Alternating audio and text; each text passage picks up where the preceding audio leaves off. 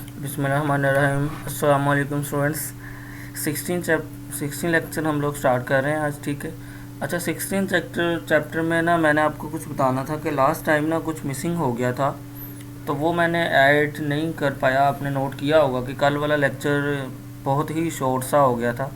तो इसमें आपने पता क्या करना है, मैं आपको बताता हूँ कि ये काम है।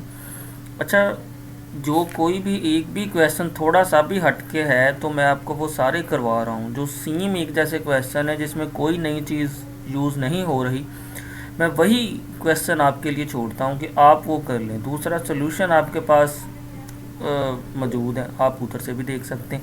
अच्छा, इसके इधर तक तो क्वेश्चन मैंने करवा दिए थे लास्ट टाइम। अब आपने पहले तो क्या करना है कि 33 से लेकर 40 तक ये जो बनते हैं ना 6-7 क्वेश्चन, ये आपने खुद ही करने हैं, ठीक है।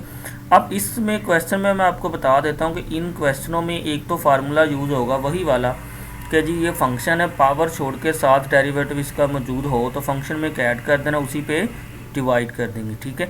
और दूसरा इसमें आपने इसका जो क्वेश्चन नंबर 39 और 40 है ना, उन दोनों को आपने क्या करना है, आई के इक्वलेट करके चलना है। क्योंकि 39 में जो क्वेश्चन है उसका है स्टेटमेंट उसकी बनती है 2 सीकेंड क्यूब एक्स। तो क्यूब एक्स को आपने सीकेंड स्क्वायर एक्स और सीकेंड एक्स लिख लेना है। चूँकि दोनों ट्रिग्नोमेट्रिक फंक्शन है तो उनका इंटीग्रेशन बाय पार्ट्स कभी भी ख़त्म नहीं होगा। तो आपने क्या करना है, उसको आई के इक्वलेट करके चलना है और उसको जिधर वो बना आई करके क्लोज कर देना है, ठीक है। इसी तरीके से जो 40 क्वेश्चन है, 40 में भी एक ई वाला फंक्शन है, एक ट्रिग्नोमेट्री वाला फंक्शन है। मैंने आपको ये पहले बताया है कि जब भी ट्रिग्नोमेट्रिक फंक्शन या एक्सपोनेंशियल फंक्शन इकट्ठे आ जाएं तो उनकी इंटीग्रेशन बाय पार्ट्स कभी भी ख़त्म नहीं होती। तो उस सूरत में हम लोग क्या करते हैं, उनको आई के इक्वलेट करके चलते हैं ताकि जिधर आई बने उधर हम उसको लिख के क्लोज कर देते हैं, ठीक है। तो ये आपने 33 से 40 तक ट्राई कर लें, इसमें इंशाल्लाह कोई आपको मसला नहीं होगा, ठीक है। ये सारा आप कर लोगे, ठीक है। अब हम लोग स्टार्ट करते हैं जी 8.3। 8.3 के आपने करने हैं जी 1 से 10 तक, 21 से 30 तक और 35 से 40 तक, ठीक है। तो आज हम लोग सिर्फ ये 1 से 10 तक ही करेंगे। 33 से 40 तक भी 33 से 40 तक भी जो क्वेश्चन है वो भी साथ ऐड मैंने कर दिए, ठीक है।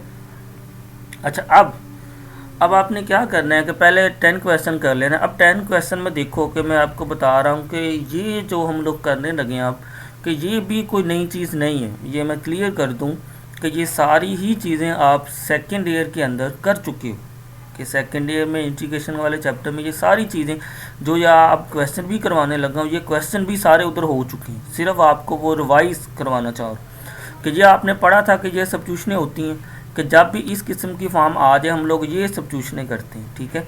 इसको याद रखने का आसान सा तरीका कि अगर ए स्क्वायर माइनस एक्स स्क्वायर हो, अगर दरम्यान में माइनस आए तो साइन पुट करते हैं, अगर दरम्यान में प्लस आए तो टेन पुट कर लेते हैं। इनको याद रखने का आसान सा तरीका, ये तो टोटली उलट है तो ये सीकेंड हो जाएगा, ठीक है। आपने इसको ऐसे याद रख लेना। अब चलते हैं क्वेश्चन की तरफ। पहला क्वेश्चन था जी कि 1/9 प्लस एक्स स्क्वायर। अब आप देखो कि मैं इसको ऐसे लिख सकता हूँ 9 को 3 का स्क्वायर प्लस एक्स का स्क्वायर। अब हमने देखा कि उन तीनों सब्स्टिट्यूशनों में से ये वाली सब्स्टिट्यूशन ये बन रही है, ठीक है। कि आप इसे कंपेयर करो, ये बन रही है। तो इस सूरत में हम लोग क्या करते हैं, हम लोग सब्स्टिट्यूशन करते हैं जी ए tan थीटा। अब आप इसमें नोट करो ए आपका कितना है 3 है, और तो इधर मैंने इसको सब्स्टिट्यूशन कर दिया 3 tan थीटा। अब आपने क्या करना है कि हमने जो पुट किया है ये चीज़ कि जी x is equal to 3 tan theta. अब इसका dx लिया, डिफरेंशियल लिया, तो tan थीटा का आपको पता है डेरिवेटिव कितना होता है, डिफरेंशियल सीकेंड स्क्वायर थीटा और d थीटा। अब फिर आपने क्या करना है कि ये जो पिछला x और dx की वैल्यू आ चुकी ना, अब आपने क्या करना है कि ये जो चीज़ है ये वाली, इधर x की जगह x की वैल्यू पुट कर देनी है और इधर dx की जगह आपने dx की वैल्यू लगा देनी। तो ये हम लोग इधर वैल्यू लगा रहे हैं, देखिए इधर। तो ये आप नोट करें कि इधर x की जगह ये x की वैल्यू लगा दी और dx की जगह ये वैल्यू लगा दी, 3 सीकेंड स्क्वायर थीटा और d थीटा मैंने ऐसे साइड पे लिख दी। अब आप क्या करो, इसका जी स्क्वायर ओपन किया, इसका भी स्क्वायर ओपन किया, ये चीज़ बन गई। अब इसमें से 9 कॉमन लें तो ये चीज़ बन गई 1 प्लस tan स्क्वायर थीटा। अब आपको पता है कि 1 प्लस tan स्क्वायर थीटा किसके इक्वल होता है, सीकेंड स्क्वायर थीटा की। जैसे साइड पे आपने भी ऐसे हिंट देना है ताकि देखने वाले को पता चले कि जी इस बच्चे को वाकई ही आता है, इसके कंसेप्ट क्लियर है। तो इसकी जगह ये लगा दी हमने सीकेंट स्क्वायर थीटा। फिर नेक्स्ट देखिए क्या किया है, इस सीकेंट स्क्वायर थीटा को इंटीग्रेट, ये अंडर रूट से कट गया हमारे पास, ये चीज़ बन गई, ये 3 से 3 कट गया, ये चीज़ बन गई, बच गया जी ये हमारे पास के integral secant theta D theta. ठीक है, अब आप इसमें नोट करें कि इस सीकेंट थीटा का ना फार्मूला होता है डायरेक्ट ही, कि सीकेंट थीटा हमारे पास इक्वल होता है log into secant theta plus tan theta. ये फार्मूला मैंने देखो ये साइड पे हिंट करके लिखा भी हुआ है। ठीक है, अच्छा अब आपने क्या करना है कि इधर तक अभी हमारा क्वेश्चन ख़त्म नहीं हुआ।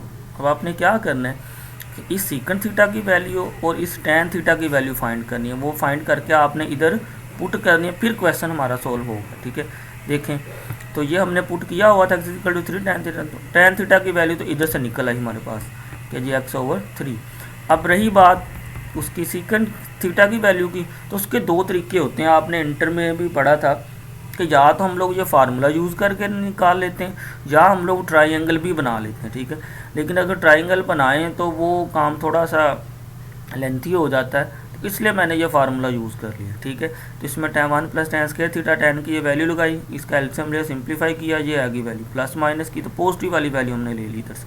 तो आप देखिए कि टेन थीटा की वैल्यू कितनी बन गई x/3, सीकेंट थीटा की वैल्यू कितनी बन गई ये। अब इन दोनों की वैल्यू को हमने उठा के किधर लगा देना, इसमें लगा देना। देखिए तो इस सीकेंट की थीटा की जगह ये वैल्यू मैंने लगा दी, टेन थीटा की जगह मैंने ये वाली वैल्यू लगा दी, प्लस c डैश कर दी। अब हमने क्या किया, नेक्स्ट देखें कि इनका एलसीएम लिया, सिंप्लीफाई किया। अब ये लॉ की प्रॉपर्टी होती है कि अगर दो चीज़ ऐसे डिवीज़न में हों तो हम उसको ऐसे माइनस में लिख लेते हैं, माइनस में लिख लिया, जिसके नीचे मैंने लाइन लगाई, ये देखिए कि ln3 को सॉल्व करेंगे, ये भी कोई ना कोई नंबर आएगा, ये भी कोई कांस्टेंट है, c डैश भी कोई कांस्टेंट है, तो इस सारे को आप एक नए कांस्टेंट c के इक्वल रख लें, तो ये आपका फाइनली आंसर आ चुका है। ठीक है, अच्छा अब इसके दो तरीके होते हैं कि आपने उधर भी पढ़ा था कि फर्स्ट ईयर के अंदर भी, कि हम या तो सब्स्टिट्यूशन से भी कर सकते हैं ये वाला क्वेश्चन, कि ये वाला क्वेश्चन या तो हम ऐसे सब्स्टिट्यूशन से भी कर सकते हैं और या इस पर डायरेक्ट फार्मूला भी यूज़ कर सकते हैं। ठीक है, तो पेपर में आपको जैसे भी आए, जैसे भी पूछा जाए, आप दोनों तरीक़ों से कर सकते हैं। इसके पहले 10 क्वेश्चन है, मैंने पहले 10 क्वेश्चन नोट किए हैं कि उनमें मुझे कोई ऐसी चीज़ नज़र नहीं आई कि जो आपको पहले ना बताई गई हो। असल में रीज़न पता क्या होती कि एक क्वेश्चन है, उसके मेथड सारे, उसकी क्लैरिफिकेशन आपको सारा कुछ बताया जा चुका है, तो आप वो जो भी नेक्स्ट क्वेश्चन है, आप वो क्वेश्चन अब आपको वो करना आना चाहिए, होना चाहिए आपसे। मतलब कि एक नई चीज़ है जो आपको नहीं बताई, वो यूज़ हो रही हो, वो तो चलो मानते हैं बात के वो आपसे नहीं होगा, लेकिन मैं आपके लिए वही चीज़ छोड़ता हूँ कि जो आपको मैंने सारी हर चीज़ क्लियर हो चुकी है हमारी। ठीक है, तो आपने क्या करना है, इसके जो हैं पहले 10 क्वेश्चन करने और ये वाले क्वेश्चन करने, इसमें से किसी क्वेश्चन में अगर कोई मसला बना तो हम लोग नेक्स्ट इंशाल्लाह उसको डिस्कस कर लेंगे। मसला बनना नहीं चाहिए, कोशिश किया करें, सोल्यूशन आपके पास मौजूद है, आप खुद ट्राई करें, 2 बार ट्राई करें, 3 बार करें, सोल्यूशन से देखें, किसी दोस्त से पूछ लें, मतलब कि अगर किसी से भी कोई मसला हल ना हो फिर आप मुझे बता दिया करें। ठीक है, क्योंकि अब एक एक क्वेश्चन तो मैं करवाने से रहा, लेकिन मुझे पता है कि ये इतना कोई मुश्किल जो आपके लिए मैं काम देता हूँ कि ये कोई ऐसा नहीं होता कि आपसे हो ही ना, तो आप ट्राई किया करो, आपसे इंशाल्लाह हो जाएगा। चीज़ मैं कोई नहीं इसमें छोड़ता कि कोई नई चीज़ जो ना बताई गई हो आपको। ठीक है, कल को हम लोग इंशाल्लाह ये चीज़ करेंगे और आपने इनकी आज प्रैक्टिस करनी है। ठीक है, ओके जी, अल्लाह हाफिज़।